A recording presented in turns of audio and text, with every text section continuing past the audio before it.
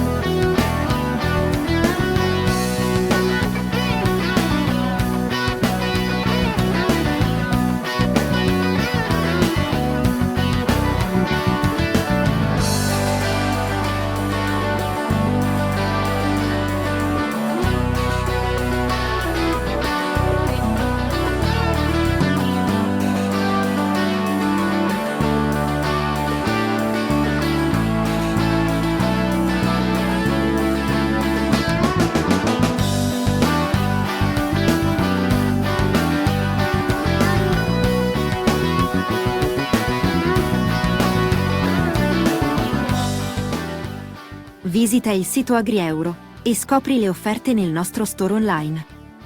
Clicca sul link in descrizione per saperne di più.